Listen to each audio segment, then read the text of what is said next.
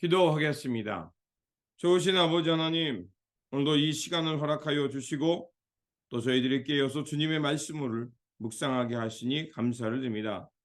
오늘도 하나님 나라의 귀한 사역자로 동역자로 우리를 불러주시고 또 이렇게 우리를 사용하여 주님의 몸된 교회가 바르게 서게 하여 주시고 또 하나님 나라가 확장되어 갈 수 있게 하시니 감사를 드립니다. 오늘도 늘 우리가 진리 안에 깨어 살게 하여 주시고 또 우리의 부르심에 합당하게 살아가는 우리의 일상의 모습이 되게 하여 주옵소서. 우리 구주 예수 그리스도 이름으로 기도드립니다. 아멘. 오늘 우리에게 주신 말씀은 사도행전 19장 1절에서 10절입니다. 아볼로가 고린도에 있는 동안에 바울은 높은 지역들을 거쳐서 에베소에 이르렀다. 거기서 그는 몇몇 제자를 만나서 여러분은 믿을 때에 성령을 받았습니까? 하고 물었다.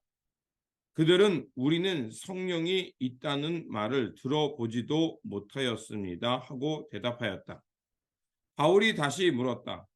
그러면 여러분은 무슨 세례를 받았습니까?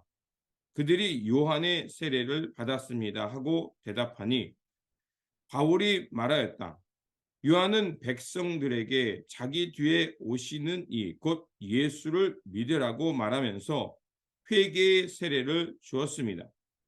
이 말을 듣고 그들은 주 예수의 이름으로 세례를 받았다.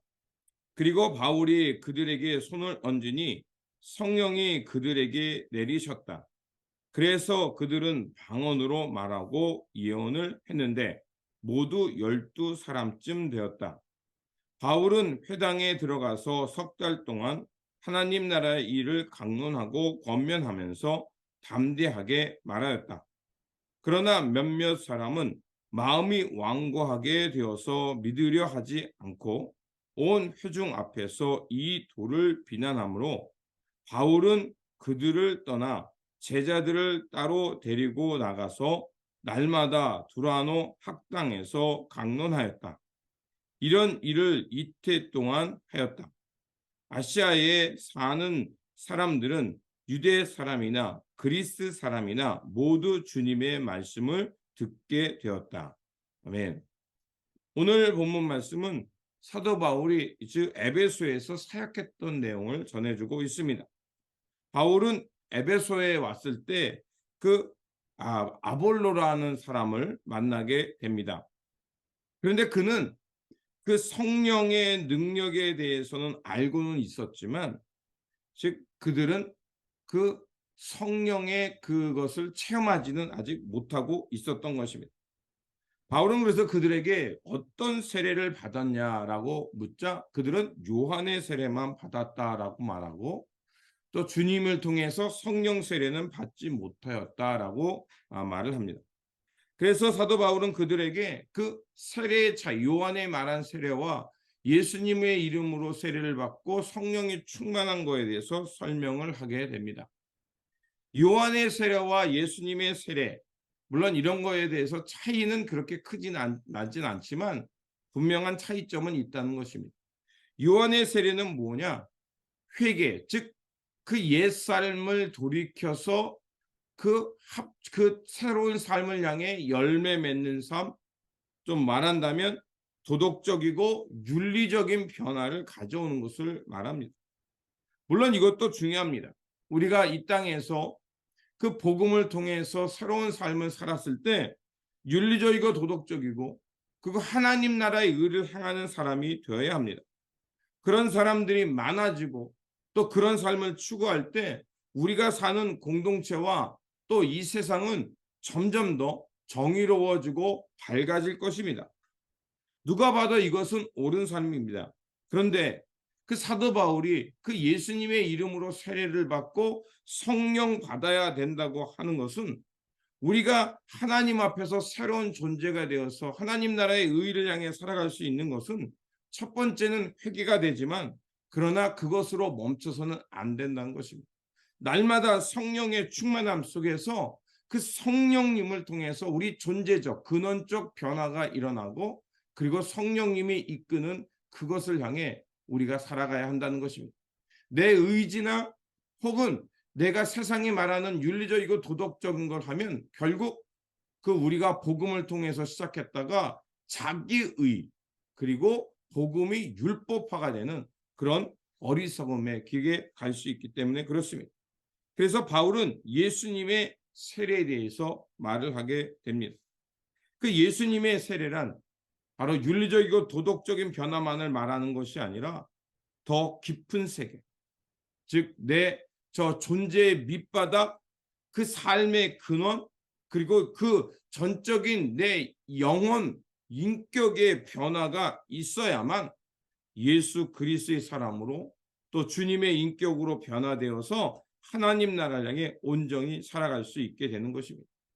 그렇게 성령 세례와 요한의 세례를 특별히 구분할 필요는 없지만 우리가 이렇게 요한의 말한 것처럼 그 하나님 앞에 통회하며 우러낼 때 그리고 하나님 나라의 의에 대해서 삶을 알고 그리고 성령 세례를 통해서 우리 존재적 변화가 일어나야 바로 예수 그리스도 안에서 옛사람은 죽고 주님과 함께 부활한 주님의 인격을 따라서 또 하나님 나라의 그 참된 영광을 향해서 살아가는 사람들이 되는 것입니다. 그래서 사도 바울은 그 예수님의 세례의 의미에 대해서 말해주고요. 그리고 그것을 통해서 성령을 체험해야 되는 것을 말해주자 예수님의 이름으로 그들에게 다시 한번 세례를 베풀자 그들도 그 오순절 마가 다락방에 임했던 성령의 충만함, 마치 하나님의 생명이 하나님의 호흡이 그들 가운데 가득하게 되자 변화의 역사, 또 삶의 근본적인 그 존재의 변화의 역사가 일어났음을 우리에게 말해주는 것입니다. 그렇습니다. 우리가 첫 번째로는 죄에 대해서 돌이켜야 되지만 그것으로 끝나는 것이 아니라 그 우리의 그 돌이킴과 뿐만이 아니라 우리의 전 인격적이고 전 존재적인 변화가 일어나야만 새로운 세원에게 대해서 눈을 뜨게 되고 그리고 성령의 충만함 속에서 예수 그리스도의 존재로 예수 그리스도의 성품과 하나님의 마음을 따라 살아가는 이런 존재적 변화가 있어야 한다는 것입니다. 그럴 때 우리는 진정한 하나님 나라의 자유인이 되고 기쁨을 알게 되고 그리고 이 땅에 기꺼이 내가 고난당한다 할지라도 하나님 나라의 의와 영광을 향해 스스로 순복하며 살아갈 줄 아는 존재가 된다는 것입니다. 자, 이런 변화가 에베소 교회에서 일어났던 겁니다. 그러니까 바울은 더욱 열심을 내서 무려 2년 동안 그 두란노 서원에서 말씀을 강론하고 권면하고 담대히 이 복음을 살아가라고 그들에게 말했던 것입니다. 자, 이렇게 복음을 전하고 강론하며 그들의 삶이 변하게 되자 어떤 역사가 일어나냐면 바울의 손수건과 앞치마만 닿아도 병든 자가 낫고 악귀들이 물러가는 역사가 일어납니다. 자, 이것은 무엇을 말하냐면 그 사도 바울의 그 삶과 그 복음 증거를 통해서 그 땅에 새로운 바람이 불었다는 겁니다. 삶이 변하고 사람이 변하고 하나님의 역사가 강권적으로 일어났다는 것입니다. 자, 이것들을 보자 사람들은 부러워하게 됩니다. 그리고 그 유대 사람 가운데 그 바울의 이적을 보면서 모방하는 사람도 생겼다고 얘기해요. 모방하는 사람이 생겼다는 건 뭘 말하겠습니까? 바로 그들도 이 복음의 능력을 보고 부러워했다는 것입니다. 그래서 유대의 한 제사장 그 스게의 7 아들들도 있었는데 그들이 바울의 사역을 흉내내다가 악귀에 들린 사람에게 그들이 오히려 화를 당하는 이런 일도 있게 됩니다. 복음의 능력이 일어나자 큰 변화의 역사가 일어났다는 것입니다. 그런데 문제가 생기게 되죠. 그 에베소 지역에 아데미 신상을 통해서 부를 축적했던 사람들이 이제 문제가 됩니다. 복음을 통해 깨어나면서 새로운 삶을 사는 사람도 있지만 자신의 기득권과 손해보는 것이 싫어서 어떡하냐? 바울을 공격하게 됩니다. 사람들을 선동해서 자신들의 이권과 부가 줄어드는 것을 그들은 분노하면서 바울을 공격하게 됩니다. 그 에베소 지역에는 바로 그들의 수호신 그 아데미 신상을 만들어서 그것으로 자신의 삶을 또 부를 누렸던 이들이 이런 시비를 만들어서 바울과 그 주변의 사람들을 공격하는 것을 볼 수가 있습니다. 이런 소요가 일어났다는 것은 복음이 얼마나 활력 있게 또 그 사람 삶 속에 들어가서 얼마나 큰 변화를 일으켰는지 우리는 알 수가 있습니다. 그렇게 복음은 사람과 우리 삶의 자리에 변화와 새로운 바람을 불어오게 합니다.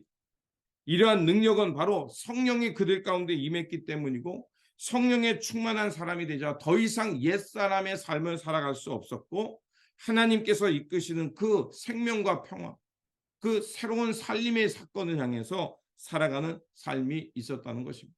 그러므로 오늘도 우리 삶을 다시 한번 점검해 보시기 바랍니다.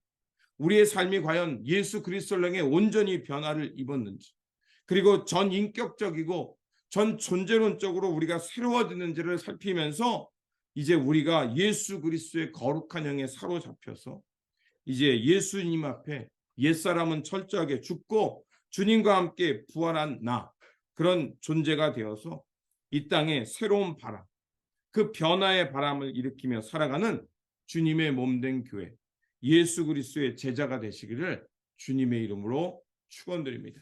기도하겠습니다. 새 생명을 허락하여 주시는 하나님, 사도 바울을 통하여서 에베소 교회의 성령이 임하자 그 성령의 충만함을 통해 많은 변화가 일어났습니다. 사람들이 변하였고 심지어는 자기의 생애를 바꿔가면서 하나님 나라의 영광을 향해 살게 되었습니다. 하지만 이런 거에 대해서는 또한 역풍도 있었습니다. 그 아데미 신상을 통해서 부를 축복했던 사람들은 오히려 마음이 완악해졌고 사도 바울의 가르침에 정면으로 또 반박하기도 하였습니다. 하지만 주님, 어떻게 세상이 하나님의 역사를 막을 수 있겠습니까? 우리도 철저하게 예수 그리스도 안에서 전 인격적이고 전 존재적인 변화를 경험하는 삶이 되게 하여 주옵소서. 그래서 우리 주 예수 그리스도의 완전한 성품과 우리 주 예수 그리스도의 그 영광을 향해서 온전히 살아가는 삶으로 변화시켜 주셔서 우리의 삶이 우리 주 예수 그리스도의 영광만을 드러내는 삶이 되게 하시고, 하나님 나라의 온전한 평화와 의를 향해 살아가는 예수 그리스도 안에서 새로운 사람, 성령에 충만한 사람 되어 살게 하여 주옵소서. 우리 구주 예수 그리스도 이름으로 기도드립니다. 아멘.